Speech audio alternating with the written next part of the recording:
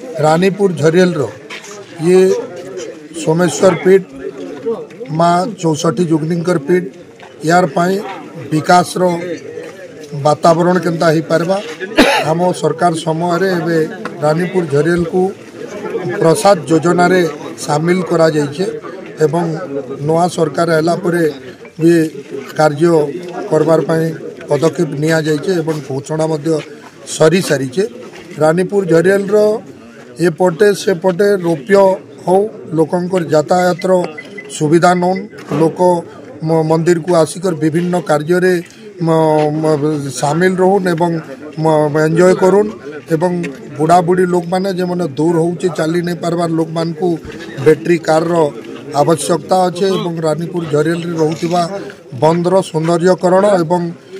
मंदिर को आसुतिबा समस्तंकर लगी शौचालयर व्यवस्था पीवा पानी व्यवस्था एवं रहिबार व्यवस्था एवं भोग पाइबार व्यवस्था एभली विभिन्न विकास मार्ग रे रानीपुर झरियल चालू या ही मोर कामना एवं मु मध्य मोर ओडिशा सरकार पाखरे ए कथा सब नहीं अवगत कर। श्री जगमोहन त्रिपाठी मु रानीपुर झरिया सोमेश्वर शिव मंदिर पूजक रानीपुर झरियाल शैव शाक्त वैष्णव बुद्ध धर्मर सम्मानित रानीपुर झरियाल दुई खंडर गाँ को लेकिन रानीपुर झरियाल होती रानीपुर रे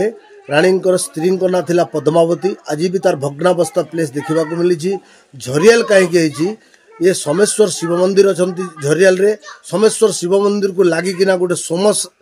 पोखरी अच्छी ए तार गभीर केते पर्यंत अच्छी आज पर्यंत कौन लोक कल्पना कर ना आमर पूर्वपुरुष माने कहवा अनुसार ये पोखरीर दूरता टिटलागढ़ देवम सहित तार किसी गुप्त संपर्क अच्छी आम शुणा पाऊँ। हाँ नवम शताब्दी रे मंत्र जंत्र तंत्र रखा विद्या थिला वर्तमान तो आम से मंत्र जंत्र तंत्र को लेकर आज विज्ञानटा होती आश्चर्य जिनिस देखंतु 64 जोगिनी मंदिर अच्छी पृथ्वी रे 4टा 64 जोगिनी मंदिर मध्य रानीपुर झरियल अन्यतम 8 जोगिनी 64 जोगिनी जन्म होता एठी आश्चर्य जिन आज रानीपुर रे गोटे पत्थर अच्छी भाग्य पत्थर एपटू मापिदेले 22-7 होची सेपटू मापिदेले आज भी प्लस ना माइनस अच्छी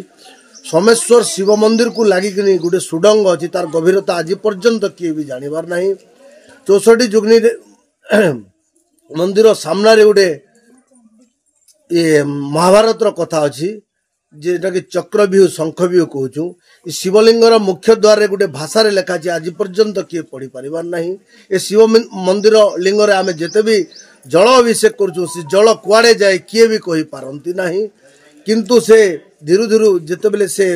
सुडंग मान टिके चोक हो बसला परे टिके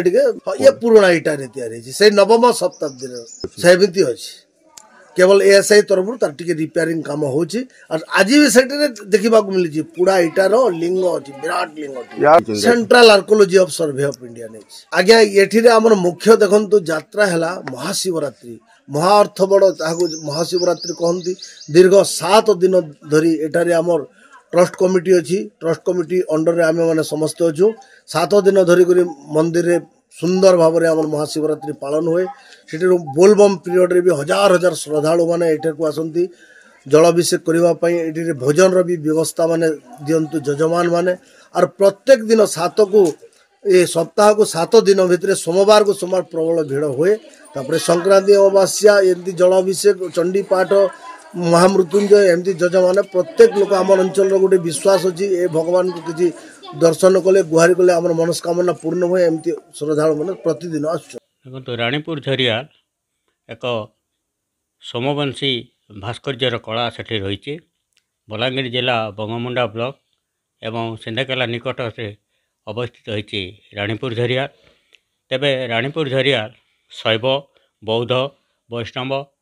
धर्म सहित तंत्रर तार विशेषत्व रही एवं सोमवंशी राजा केसरी समय नवम एवं 10म शताब्दी रे रानीपुर झरियाल को प्राधान्य दि जाइए केतक ऐतिहासिक यहाँ 8म शताब्दी बोली कहती तेबे जहाँ भी हो रानीपुर झरियाल मुख्यतः जो इंद्रलाट मंदिर रही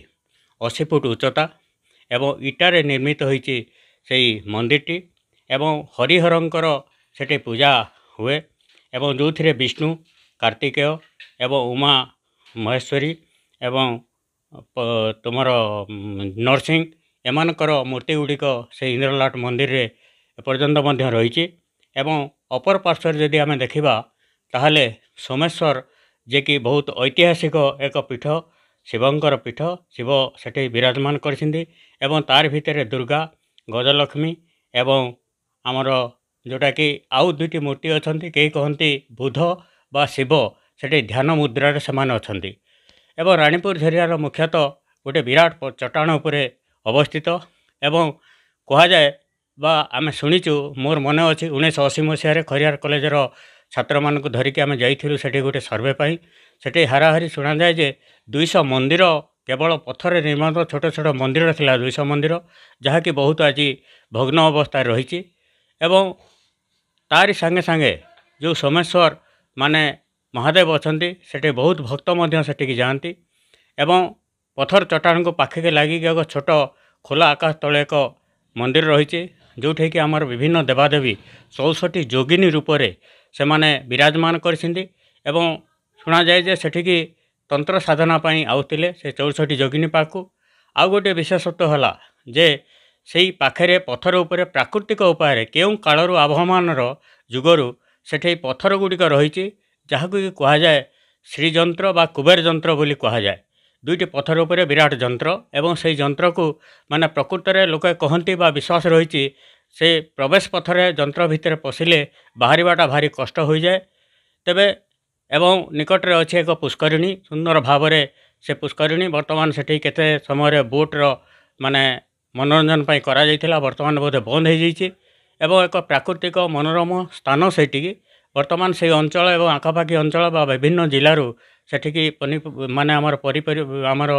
जो माने के परिवार को धरिकी माने प्राय से माने आसंती किसी समय कटेवाई तेबे आज पर्यटन स्थली भाव में बलांगीर जिलार